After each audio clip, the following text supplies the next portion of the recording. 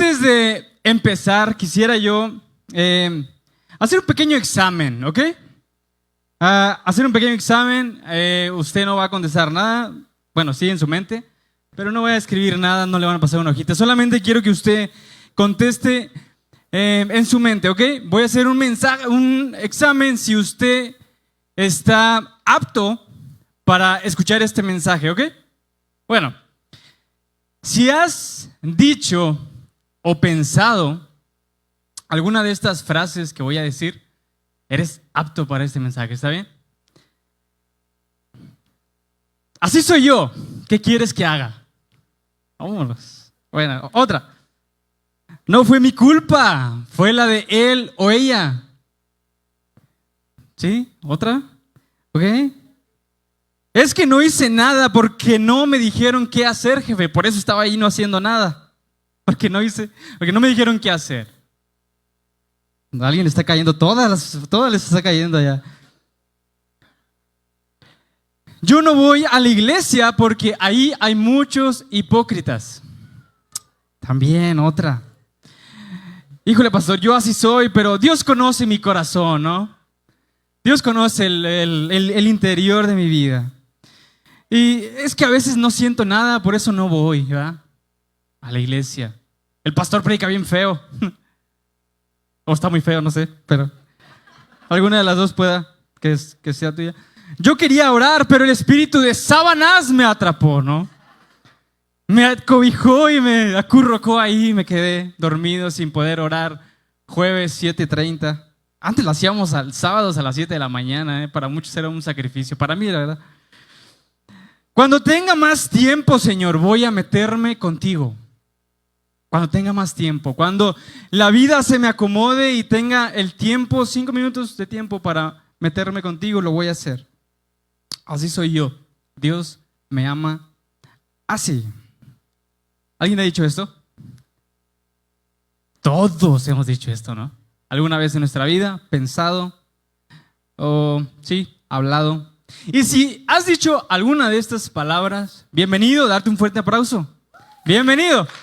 Eres apto completamente, sacaste un 100 y eres apto para escuchar este mensaje, ¿eh? ¿Está bien? Entonces, vamos a orar ahí en nuestras. Padre, gracias por tu presencia, porque tú nos iluminas, Señor, a mí lo que tú quieres decir y a mis hermanos. Padre, inteligencia, sabiduría para recibir tu palabra en el nombre de Cristo Jesús. Amén. Sabes, en el principio de Génesis vemos que Adán y Eva cometen el peor error de la humanidad. Ellos desobedecen completamente una palabra que Dios les había dicho. Dios quería estar con ellos por siempre y les da una orden, pero ellos la pisotean, la anulan por completo, ¿no? Este error es el pecado de la humanidad. Ellos desobedecieron, comieron del fruto que Dios les dijo que no comieran. Y pues en Génesis 3:11, ellos hacen este error, comen de la manzana, comen del fruto, no era una manzana, era un fruto. Comen y entra el pecado a la humanidad. El peor error de todos, de toda la humanidad, el peor. Dios está ahí, yo creo, triste y está vagando por el huerto del Edén. Adán y Eva estaban escondidos por la vergüenza, por la pena de que le habían fallado a Dios, que habían cometido el pecado más grande de la humanidad. Y Dios los confronta y en Génesis 3:12 al 13, antes Dios estaba haciéndole una pregunta a Adán. Una pregunta muy sencilla, mis hermanos, una pregunta de sí o no, ¿ok? Una pregunta. Dios nada más quería que dijera sí o no. No sé qué hubiera pasado si solamente hubiera dicho sí o no a Adán, ¿no? Entonces, Génesis 3:12, 13. Dios le pregunta, hey, ¿qué has hecho? ¿Comiste acaso de este fruto? El hombre contestó, la mujer que tú me diste. Vamos, canijo. Yo no. La mujer, Señor, que tú me diste. Por eso, yo creo firmemente que Dios ya no escoge parejas, mis hermanos. Dije, para que me la canten ustedes a mí, mejor ustedes búsquensela solos, ¿no? Yo les pongo, ustedes háganle como puedan. Yo les voy a poner sueños. Y si alguien soñó, es que Dios me puso un sueño en mi mente que yo me debo de casar con esta mujer. Tip, si la mujer no es nada tuyo, si no es tu novia, si no es tu novio y Dios te da un sueño, no le digas porque la espantas. Va a salir corriendo y nunca más va a querer saber de ti. El hombre contestó, la mujer que tú me diste está echando la culpa a alguien más. Fue quien me dio del fruto y yo lo comí. Entonces el Señor Dios le preguntó a la mujer, ¿qué has hecho? Y la mujer responde, la serpiente me engañó. No fui yo tampoco, fue la serpiente quien me engañó, contestó ella, por eso comí. Y sabes, Adán y Eva aquí empezaron un pequeño experimento, ¿está bien? Un pequeño experimento que nosotros le vamos a poner, yo no fui, fue Tete. No, ok, lo anoté porque está muy largo. Lo llamaremos, algo más es responsable de lo que me pasa a mí. Está mejor el otro, ¿verdad? Pero está muy largo. Algo más es responsable de lo que me pasa a mí. Y lo que Adán y Eva, mis hermanos, comenzaron con un experimento, el echar la culpa a otros. Empezaron con un pequeño experimento, tal vez el primer experimento de la humanidad, echar la culpa. Hoy evolucionó que ese experimento hoy se graduó de la universidad, echar la culpa, se graduó de la universidad, hizo maestría y tiene doctorado hoy en día.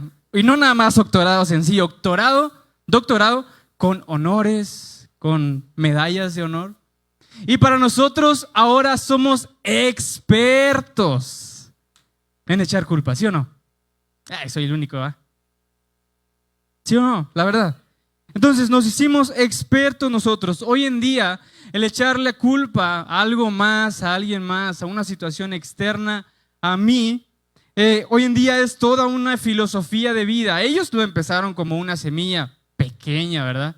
Ellos a lo mejor fue la primera vez que empezaron a echar culpas. Ahora hay hectáreas de ese fruto que ellos sembraron una pequeña semilla. Ahora hay hectáreas de ese fruto. Nosotros somos expertos en sembrar, recolectar ese fruto. La irresponsabilidad. Piensa un momento. Le echamos la culpa al gobierno, ¿sí o no? No, es que el gobierno son mis empleados y no sé qué. Muchos han pensado eso, ¿verdad? Y bueno, cada quien tiene su perspectiva, ¿no? Le echamos la culpa al gobierno en vez de ser un buen ciudadano, por ejemplo. Le echamos la culpa también a aquellos que estudian. Yo estuve ahí. Le echamos la culpa al profe que nos reprobó, ¿verdad? No es posible que 4 profes tengan la culpa por tus notas, ¿no? Sin embargo, pues uno es a veces irresponsable. Le echamos la culpa al pastor. Le echamos la culpa muchas veces por la irresponsabilidad de mi espiritualidad con Dios. Por eso está pelón, ¿verdad? Porque le echamos la culpa muchas veces a algo que nos corresponde a nosotros. Le echamos la culpa. Los hijos a veces le echan la culpa a los padres en vez de ser buenos hijos nosotros. Los padres le echan la culpa a los hijos en vez de ser buenos padres nosotros. Soy hijo de pastor. No sabes las veces que mamás y papás han dicho horrores de sus hijos. No sabes las veces que yo he escuchado, es que mi hijo es un drogadicto, es que mi hijo es un no sé qué, un borracho, no sé qué y no sé qué. En vez de nosotros ser buenos padres para ellos, en vez de nosotros le echamos la culpa a nuestros padres, en vez de nosotros ser buenos hijos para ellos. No sé, una vez, por ejemplo, yo tuve un accidente. Mi papá ya lo ha contado. En mi primer carro, un Focus negro, la verdad quería presumirle a un compa que andaba conmigo. El 2.0, el carro no corría nada. Hacía más ruido de lo que corría, ¿no? Pero entonces fue más o menos por ahí, por donde está la Torre Bicentenario, en el Boulevard. Yo salgo hacia el Boulevard y pues como todo un adolescente de 16 años, bueno, ya joven de 16 años, 15 años, pues al dar la vuelta para agarrar el bule, le piso para que mi compa vea que el 2.0 corre, ¿no? No corría nada. Entonces, yo le piso, pero al momento de dar vuelta, el carro se me descontrola completamente y choco contra, ni siquiera fue con un carro, choqué contra el, ¿cómo se llama? Camellón. Entonces ahí se hizo un escándalo, ahí las bolsas de aire explotaron y todo. Y yo salí ahí con el hombro deslocado, ¿no? ¿A qué le echo la culpa? No, es verdad. No me pasó nada, gracias a Dios, pero yo salí luego y dije, ¿a qué le echo la culpa? ¿Que mi papá me va a creer? Bueno, una llanta estaba reventada y le digo, pa, ¿sabes qué? Se me reventó la llanta. Se me reventó la llanta y pues se me descontroló el carro. Obviamente no me creyó nada, ¿verdad? Pues es el más inteligente que yo. Pero por un tiempo dije, pues sí, él me creyó, ¿no? Entonces, constantemente, mis hermanos, estamos buscando a qué echarle la culpa, alguna circunstancia, algo que nos haga evadir nuestra responsabilidad, ¿ok? Es una tendencia que nosotros vemos desde los tiempos de Adán y Eva. Y es que la irresponsabilidad es una manifestación de cuando entró el pecado a la humanidad. Específicamente, la irresponsabilidad no es un pecado que viene listado en la Biblia, ¿sí? Pero sí es una manifestación del pecado, como muchas otras cosas en la vida. La irresponsabilidad es una manifestación del pecado. ¿Y qué es un pecado? Bueno, antes, la irresponsabilidad es una manifestación del pecado. Por ejemplo, pecado sí es tener una actitud pecaminosa, especialmente la rebeldía y el egoísmo. Eso sí es pecado. Y a raíz de eso viene la irresponsabilidad, que nosotros queremos hacer lo que nosotros queramos, somos egoístas y somos rebeldes de no obedecer, ¿no? ¿Y qué es el pecado, mis hermanos? Para que alguien aún no comprende lo que es el pecado es toda actitud que nos separa de hacer la voluntad de Dios. Puede ser actitud, puede ser alguna acción, puede ser algún pensamiento, pero es todo aquello que nos separa de la voluntad de Dios, de hacer lo que Dios nos dijo que hiciéramos para nuestra vida, ¿ok? Y la irresponsabilidad nace cuando el ser humano huye completamente y rompe su compromiso o abandona su propósito, ¿ok? Eso es la irresponsabilidad. Cuando abandonamos nuestro compromiso por el cual fuimos nosotros diseñados o creados, ¿está bien? Esto refleja desobediencia. Y la desobediencia sí es pecado. Entonces, es una manifestación del pecado. Y como Dios nos manda a obedecer, nosotros tenemos que tener algo bien claro, mis hermanos. Toda persona aquí tiene un propósito en la vida, ¿sí o no? Todos. Si tú crees que no tienes algún propósito en tu vida, si en tu vida dices, estás luchando, estás batallando, estás desgastando tu energía, tu esfuerzo, tu mente día con día en encontrar tu propósito, déjame decirte que tú ya tienes un propósito, ¿ok? Y me gustaría ligeramente quitarte a lo mejor concepto que nosotros también hemos cargado hacia la gente, porque muchas veces creemos que un propósito es, el Señor me va a llevar a las naciones a predicarle a 10,000 personas, o el Señor me va a hacer el dueño de un negocio más rico de Latinoamérica, de América, incluso del mundo, ¿no? Estamos a veces desgastándonos ahí pensando. Y un propósito, te voy a ser simple y a resumir este concepto.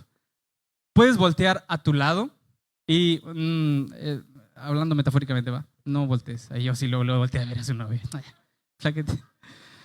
Si volteas a tu lado, o sea, a lo que está a tu alrededor, y tú puedes ver una esposa, puedes ver un esposo, si tú puedes ver hijos, puedes ver hijas, si tú puedes ver una familia, si tú puedes ver un negocio cuando miras a tu alrededor, si tú puedes ver un trabajo, si tú puedes ver un ministerio que a lo mejor Dios en su soberanía te dio, si tú puedes ver amigos que están a tu alrededor, si tú puedes ver un don especial que nadie lo tiene, si tú puedes ver todo eso, incluso si tú puedes ver recursos que otros no tienen o que otros escasean, Si tú puedes ver la vida misma, eso es vivir con un propósito, porque nada de lo que te mencioné arriba, nada de lo que te mencioné es tuyo.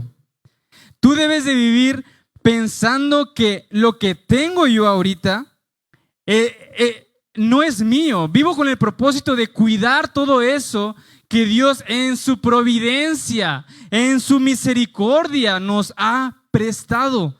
Nada de eso es tuyo. Y eso es vivir con un propósito. Cuando nosotros cuidamos nuestra familia, en mi caso, mi esposa, nuestro negocio, nuestro ministerio, etcétera, nuestro don que Dios nos confió.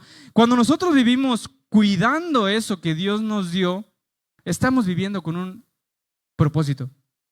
Si tú cuidas tu negocio, grande o chico, mis hermanos, hay una parábola, no la escribí, pero hay una parábola de los talentos que dice que se le entregaron varios talentos a varias personas y en resumida, Dios le multiplicó a aquellos que lo cuidaron, aquellos que supieron multiplicarlo, y Dios le quitó a aquel que no lo cuidó, que no hizo absolutamente nada con él. Entonces, lo que tenemos, todos aquí podemos voltear a nuestro alrededor y ver algo que Dios nos ha dado. Ya si no volteé a salir tampoco. Es mi otra hermana, viendo a su novio. Entonces, Dios en su misericordia nos da cosas para cuidar, mis hermanos. David en sus oraciones, ya el grande y viejo, en Primera de Crónicas 29, 11 al 12, él decía: tuyos son, Señor, la grandeza y el poder, la gloria, la victoria, la majestad. Tuyo es todo, dice, tuyo es todo cuanto hay en el cielo y en la tierra. Tuyo también es el reino y estás por encima de todo. ¿Alguien puede darle un aplauso a Dios? ¿Qué? Todo es suyo. Todo es suyo. También es el reino, estás por encima de todo. De ti proceden la riqueza y el honor. Tú lo gobiernas todo. Todo lo que tenemos es del Señor, no es nuestro. Si tú creías que es tuyo, estás equivocado. Nosotros simplemente somos administradores de aquello que Dios nos ha confiado. Esos regalos maravillosos que Dios nos ha confiado, tú y yo somos administradores de esos. Pero cuidado, ¿ok? Cuidado, porque algún día rendiremos cuentas de esos regalos tan maravillosos que Dios nos ha dado, como incluso la vida misma. Algún día rendiremos cuentas, estaremos frente a aquel y nos va a pedir: hey, a ver, ¿qué hiciste con lo que yo te di? Porque fue prestado, nunca fue tuyo. ¿Qué hiciste con todo eso que yo te di? Hebreos 4:13 dice: ninguna cosa creada escapa a la vista de Dios. Todo está al descubierto, expuesto a los ojos de aquel a quien hemos, ¿de qué? Rendir cuentas. Y alguien puede decir: híjole, pues yo ya la regué.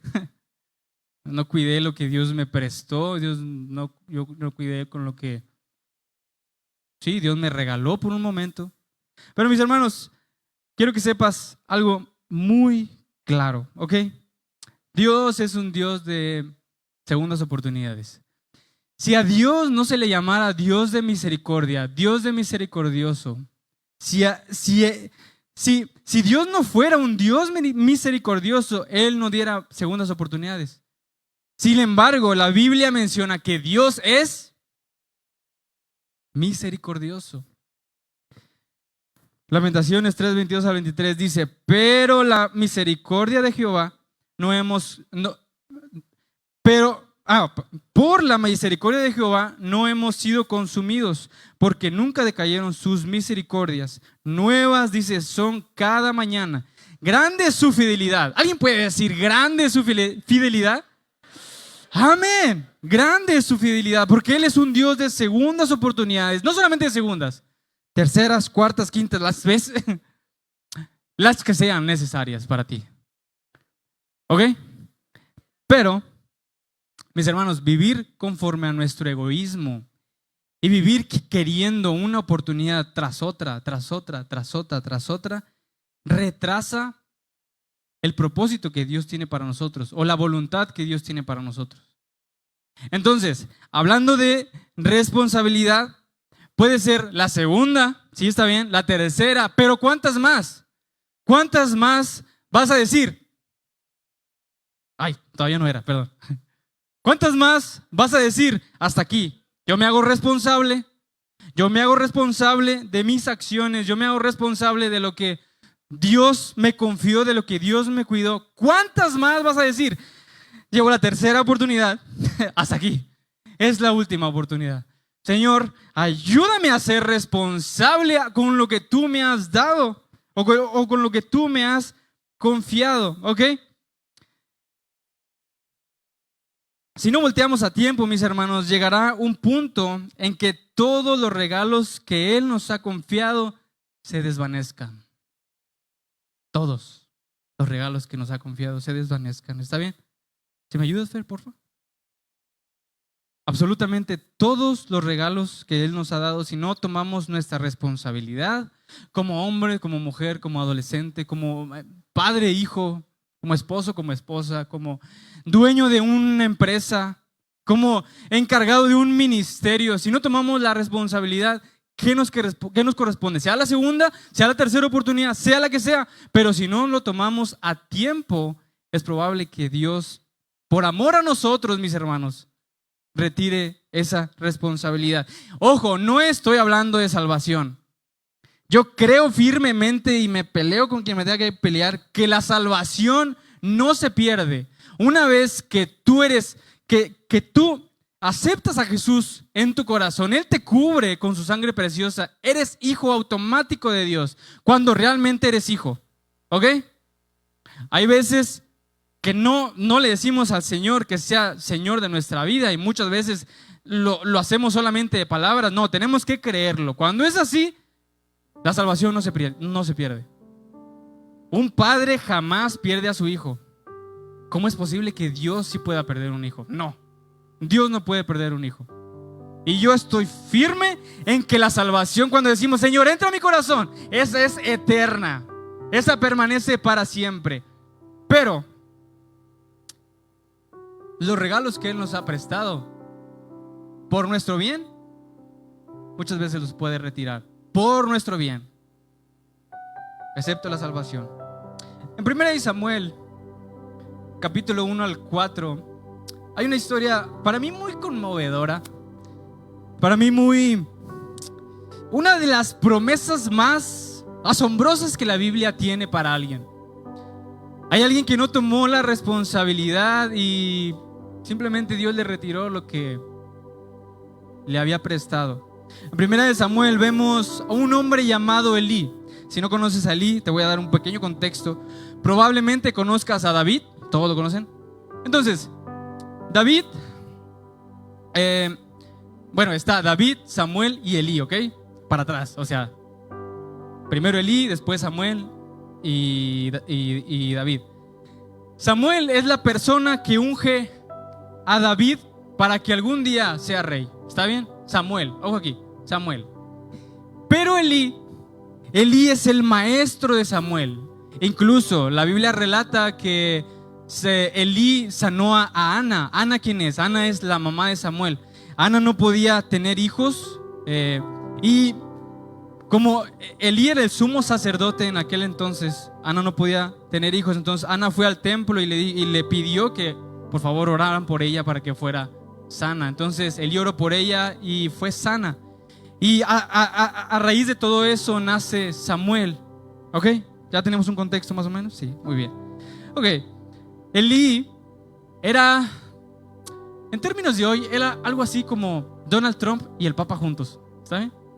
Era el líder religioso de Israel y el líder político también de Israel. Recordemos que en ese entonces, cuando Elí estaba, no había rey de Israel. Eran puros jueces. Y Elí era sacerdote y juez. O sea, no había nadie por encima de él. Él, si quería, podía hacer lo que quiera, ¿ok? Era la máxima autoridad religiosa y espiritual de Israel. Ok, entonces la Biblia no sé por qué relata que era un hombre muy gordo. Muy pesado, dice la Biblia que era. y era un sacerdote conforme al corazón de Dios. Oraba fervientemente, ayunaba fervientemente. Era una persona íntegra, cabal, ¿no? Entonces, Elí tenía 2 hijos, Ofni y Fines. Eso lo relata en 1 Samuel, capítulo del 1 al 4. Ahí puedes leer su historia después. Elí tenía 2 hijos, Ofni y Fines, que los hijos también eran sacerdotes en el templo. Se creía que estaban bajo la autoridad de su padre, o sea, del sumo sacerdote. ¿Está bien? Entonces, Ofni y Fines, mis hermanos, estos hombres, Dios los repudiaba con todo su corazón. Dios los odiaba con todo su corazón. ¿Por qué? Ofni y Fines, hijos de Elí, dice la Biblia que robaban las ofrendas que las personas llevaban al templo, al altar. También no dice, pero se cree que eran hombres muy gordos, ¿no? No se ríen. Hasta así dice la Biblia. Entonces, Dios los odiaba por robarse las ofrendas del altar, que las personas llevaban.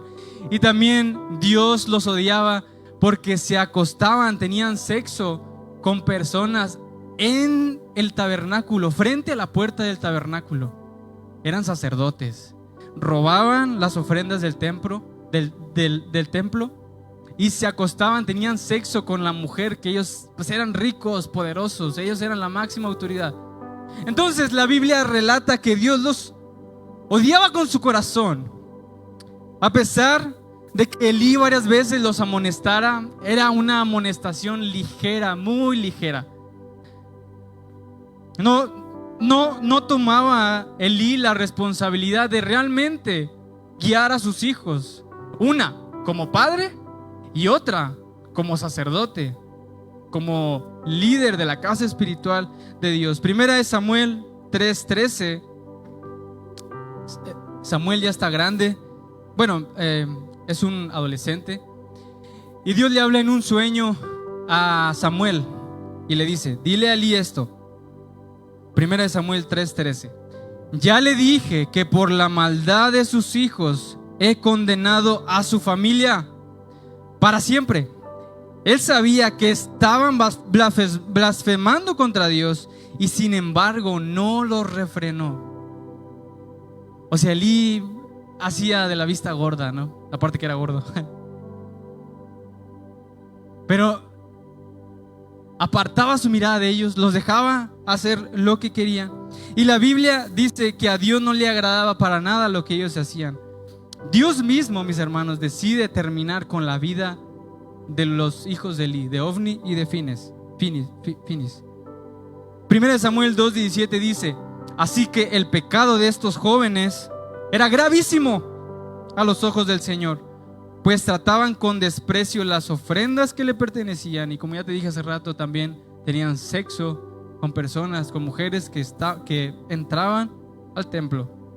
Después, en la historia de Elí, más adelante, sabemos que no los exhorta como debería, evita la responsabilidad esa, a lo mejor, de tener un conflicto familiar, y no les dice nada. Y más adelante en la historia podemos ver que un hombre de Dios, no se menciona su nombre, solamente se dice: un hombre de Dios reprende a Elí por su irresponsabilidad.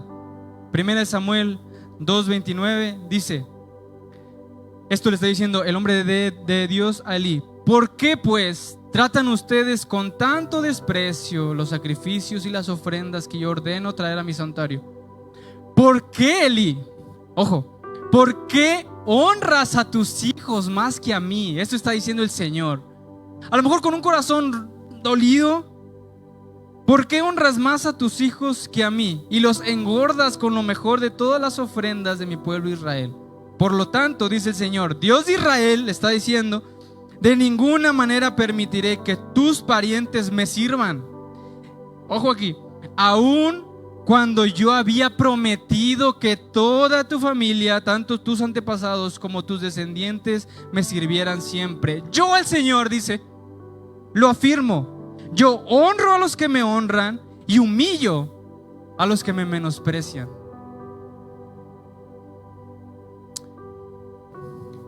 hay una parte de este versículo que me encanta, dice: ¿por qué honras a tus hijos más que a mí? Elí tomaba la responsabilidad primero de ser padre y después de ser sacerdote donde Dios lo había puesto. Y mis hermanos, los que son padres, mis hermanos, cuando tus hijos están, los que son padres y los que van a ser padres también, cuando tus hijos están bajo tu ala, bajo tu cobertura, cuando aún tienen 30 años y aún están metidos ahí en tu casa, cuando aún están ahí, hay decisiones importantes que ellos no deben de tomar. Tú las debes de tomar por ellos. Cuando ellos están ahí, en tu ala, en tu casa, hay decisiones importantes que ellos no las deben de tomar. Este mundo nos ha corrompido, nos ha dicho que a la edad de 8, 9 años un niño ya puede definir por razón propia su género. Y no, este mundo está corrompido por evadir la responsabilidad que nos toca a nosotros. Este mundo está corrompido porque no nos gusta aceptar realmente lo que Dios nos ha confiado a nosotros. Mira, yo sé que mi papá con orgullo lo ha contado. Quiere hacerse el macho alfa, ¿no? Él ha dicho varias veces que él me quitó amigos en mi adolescencia. Y sí, es verdad. No sé, tenía yo 13, 14 años y ellos los dos llegaron a un acuerdo en que me retiraron amigos que ellos sabían que pues no iba, si yo seguía ahí no iba a ser nada bien para mi futuro. Ellos lo retiraron, uno de ellos falleció, otros en las drogas. Y yo pues a lo mejor no me hubiera pasado nada porque nunca me ha gustado así como que conflicto y eso. Pero no sé en dónde estuviera yo si mis padres a esa edad no me hubieran retirado lo que a ellos les correspondía retirarme. Ellos también ponían horario. Ponían horario, a tal hora se llega a la casa.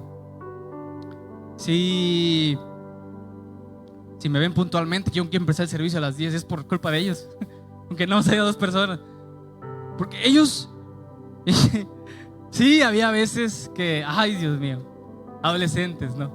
Había veces que pues yo me iba, ¿no? De paseo ahí con, ya sabes, adolescentes. Entonces pues mi llegada era, no sé, 11 y media, no me acuerdo. Y 11 y media exactamente, mi papá siempre: ¿dónde estás, hijo? No, pues ya estoy por salir, nada más estoy saludando aquí a personas y ya voy para allá, dame un segundo. 11:40, ¿dónde estás, campeón? No, hombre, te lo juro, estoy aquí en el semáforo. 11:55, ¿dónde estás? No, hombre, vengo por la coca, nomás que se me ponchó una llanta. 12 y ay Dios mío, mi papá se empezaba a calentar. No, mis hermanos, no nada más una vez, sino varias veces. Pues mi papá tomaba la decisión de, ¿sabes qué? Te voy a retirar el carro por un tiempo, te voy a, no sé, a recortar lo que te doy por la semana. Y yo enojado, no, ¿qué voy a hacer con y un poquito de dinero? Como Samuel García, ¿no? Que se levantaba y los castigos eran que me levantaba a las 4 de la mañana a orar y eso. Es broma. Entonces, mis hermanos, y no sabes cuánto hoy se los agradezco. No sabes los problemas que ellos me han evitado a mí por tomar una responsabilidad como padres, como pastores y también como jefes. Mi papá es mi jefe también. Entonces estoy acabado. Gracias a Dios que no me salen canas, pero entonces, por tomar la responsabilidad, y les doy las gracias. Entonces, quisiera hablar por tu hijo, tu hija, que a lo mejor está en rebelión ahorita, o tu futuro hijo, hija, que está en rebelión ahorita. Hay decisiones que tú las debes de tomar. Nadie más. ¿Está bien? Solo tú como responsable. Ojo, cuando están en tu cobertura, habrá el tiempo en que ellos van a volar, van a salir de casa Y solamente quedarán los aprendizajes que tú les enseñaste, las verdades que tú les compartiste. Es solamente eso quedará. Pero es tu responsabilidad. Y quiero hablar por tu hijo. En 10 años, papá, mamá, gracias. Gracias por tomar la responsabilidad tuya. Entonces, Elí está respondiendo a Dios por sus hijos. Y Proverbios 10:1 dice: el hijo sabio es la alegría de su padre, el hijo necio es el pesar de su madre. El pesar de su madre, los hijos. Más adelante, Ofni y Fines mueren trágicamente porque Elí no pudo tomar responsabilidad, o no supo tomar la responsabilidad. Mueren en una guerra contra los filisteos, todo porque su padre no supo responder. Después la Biblia menciona que Elí también murió, dejando a Samuel, a su sucesor, como encargado, al principio como juez y después como sacerdote. Y es que, mis hermanos, esto es lo que pasa cuando no tomamos la responsabilidad correcta. Al final de la vida, si no se toman las responsabilidades correctas, se termina con ministerios inconclusos, con dones inservibles, se termina con familias quebradas, se termina con carreras incompletas por no tomar la responsabilidad. También se termina con negocios abandonados por no tomar nuestra responsabilidad. En abril de 1945, si me pueden poner la imagen, por favor. En abril de 1945, justo unos meses antes de que se terminara la Segunda Guerra Mundial, estaba el presidente Franklin Roosevelt. ¿Cómo se pronuncia? Sí. Franklin Roosevelt estaba gobernando Estados Unidos, 1945, a finales de la Segunda Guerra Mundial. Fallece lamentablemente con proyectos, fallece con una carga responsable inmensa. Fallece Franklin Roosevelt y entra de emergencia el vicepresidente Franklin Roosevelt, y entra el presidente Harry Truman.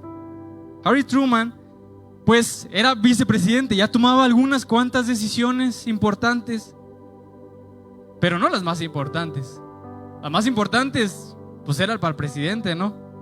Cuando Harry Truman entra a la presidencia, a la casa Oval, heredó un chorro de problemas. No quisiera ser Harry Truman. Entró heredando corrupción, entró heredando una guerra, la guerra más desastrosa de la historia. Entró con presión mundial, todos los focos estaban ahí en Harry Truman, en Estados Unidos, y decisiones imposibles para tomar.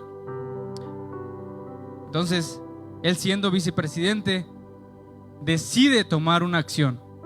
Él entra, y cuando entra a la Casa Oval, él jugaba tenis y pone en su escritorio una pelotita con una nota que dice: la pelota se detiene aquí.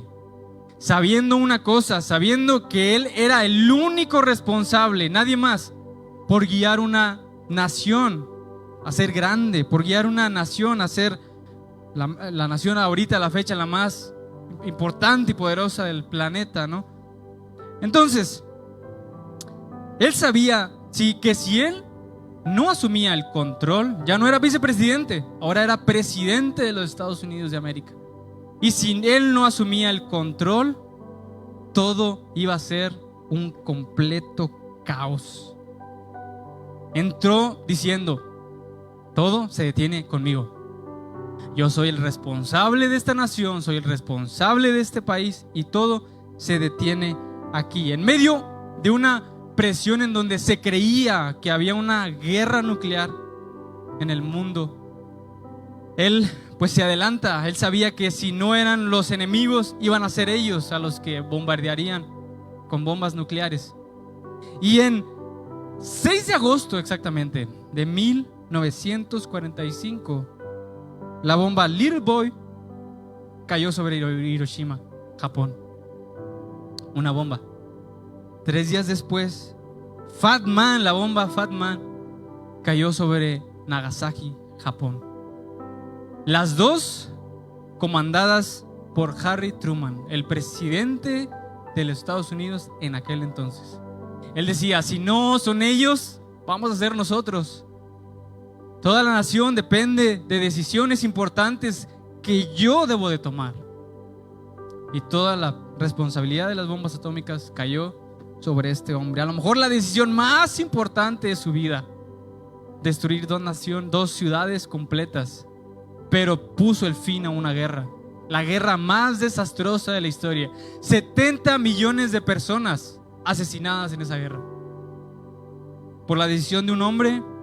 Obviamente no se pausó luego, sino tardó su protocolo, etcétera, etcétera.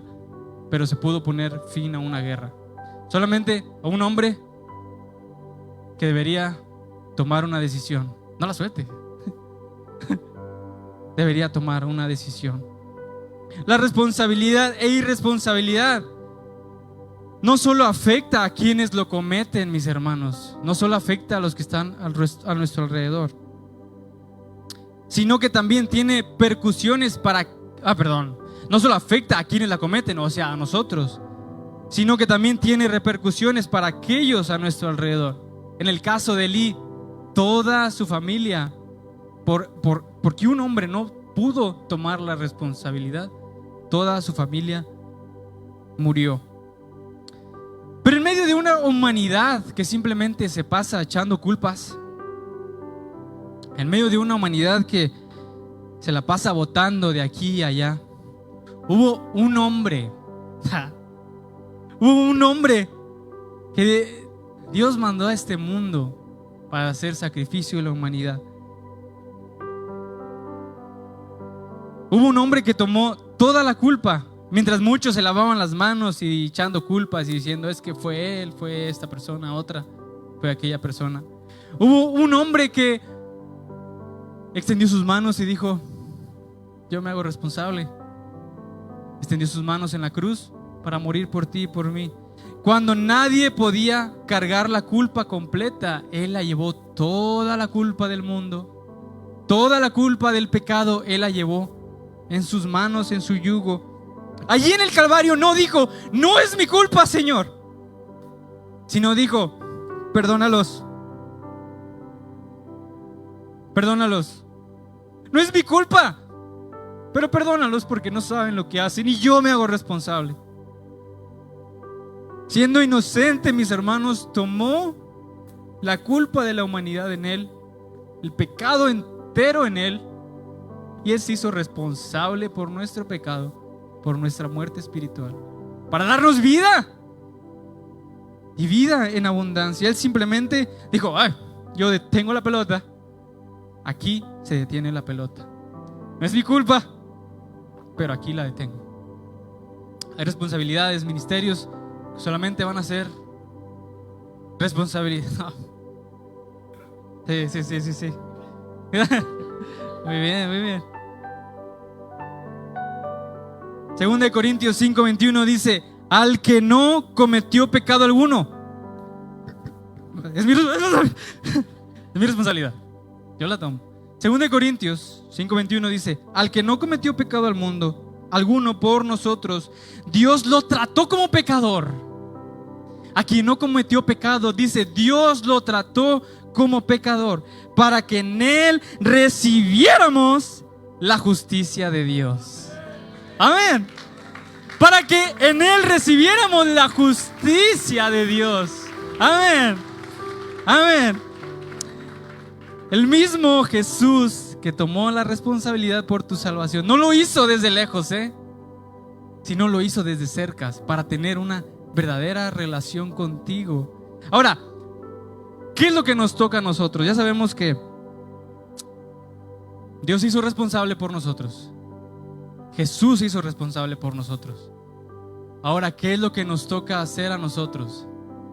A nosotros nos toca la responsabilidad de decirle: Señor, yo te sigo. Aquí se detiene la pelota.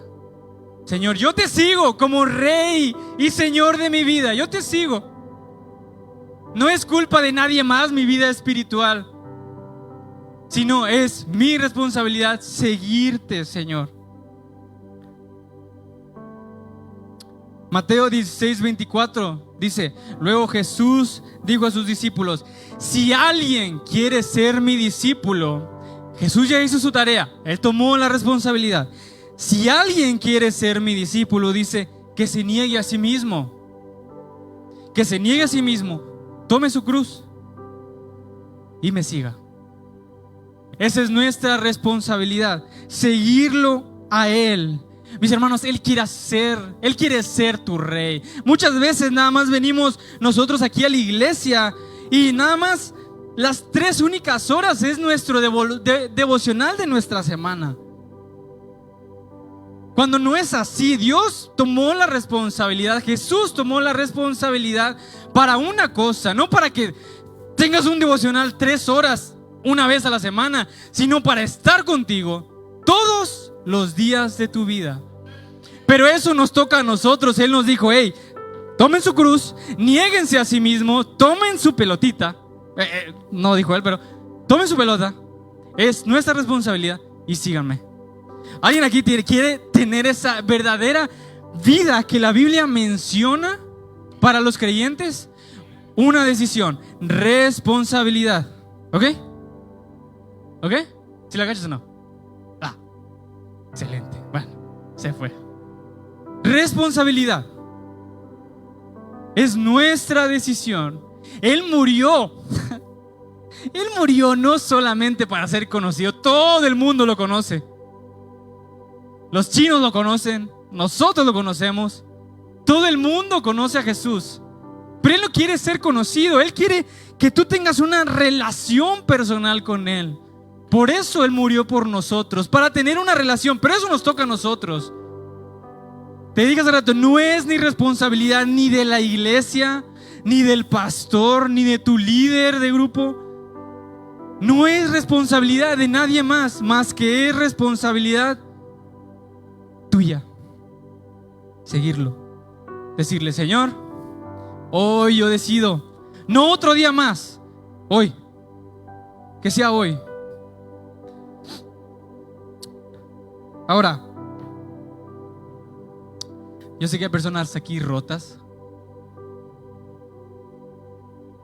Hay personas que están dolidas por pasados. Personas que no son culpables de nada. Que la culpa tú no la tuviste realmente, es real. Sin embargo, alguien más la tuvo y el dolor se ha convertido en una excusa muy válida. Tú no fuiste, fue alguien más. Fue alguien más que lo hizo en ti. Tú no fuiste. Y hay personas en su corazón quebradas, dolidas, cargando el pasado. Es que esta persona me hizo daño, Señor. Es que pasó esto en mi vida.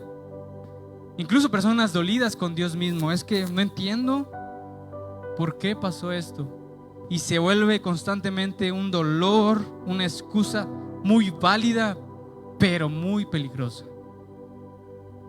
A esa esposa que a lo mejor su esposo se fue sin explicación, simplemente dejando silencios incómodos.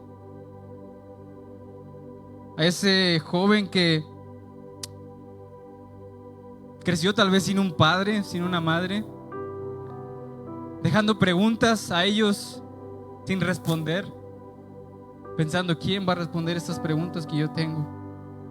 A esa persona trabajadora que lo dio todo en su trabajo, se esforzó completamente, dio todo, pero sin embargo, alguna crisis, el gobierno cerró su negocio, su lugar donde trabajaba. O alguien simplemente, hombres armados vinieron y tomaron el sueño de lo que algún día fuera un negocio prominente, ¿no? Y sí, es cierto, hay personas aquí que no tuvieron la culpa, que ellos no hicieron absolutamente nada. Y el dolor ahí está, el dolor es real, el dolor sigue. Tal vez estaba sentado en una mesa con alguien más y esta persona simplemente rompió los platos de la mesa, se fue y te tocó a ti recoger los pedazos y ver en tus manos, viendo platos rotos y con la pregunta: ¿y ahora qué? ¿Ahora qué voy a hacer yo con esto? ¿Ahora qué voy a hacer con este dolor que tengo? Y eso, claro que no es justo, mis hermanos, pero es completamente real, existe. Ahora yo te quiero decir algo. No eres responsable de lo que te hicieron, pero sí eres responsable de lo que tienes ahorita. El dolor tan profundo, de eso sí eres responsable, de lo que tienes en tus manos ahorita. Y aunque Dios no es el autor de tu dolor, de esas preguntas sin responder, Él sí quiere ser el autor de tu restauración. Aunque Dios no es el autor de tu dolor, aunque Él no lo causó, y hay preguntas sin responder de personas que sí, es real, la culpa fue de otros, Dios quiere ser el autor de tu completa restauración. Amén. Si me pueden acompañarlos. Entonces, la responsabilidad de saber qué hacer con lo que nosotros tenemos. Dios dice, entrégamelo. Yo quiero ser el dolor de tu restauración, el autor de tu restauración. Yo quiero liberarte de esa prisión que crees que estás metido. Yo quiero sanar todo lo que hay en tu corazón, todo lo que hay en tu interior. Yo sé que no fuiste el culpable, la culpable. Sin embargo, pasó y es real, pero yo quiero restaurar tu vida. Yo quiero restaurar tu corazón. Yo quiero restaurar tu alma hoy en día. Isaías 66:1 dice, Isaías está profetizando a Jesús y dice: el Señor me ha enviado para sanar a los corazones heridos, para proclamar libertad a los cautivos y la liberación de los prisioneros. Para eso fue mandado es nuestro Señor, para sanar todo aquello que teníamos roto, todo aquello que otras personas, otras circunstancias rompieron en nuestra vida. Jesús dice: yo estoy ahí para sanar tu corazón. Aleluya, mis hermanos. ¿Alguien le puede dar un fuerte aplauso? Pero hoy solo Dios quiere que tú entiendas algo. Que tú entiendas que la responsabilidad es tuya. Que la pelotita se detiene aquí.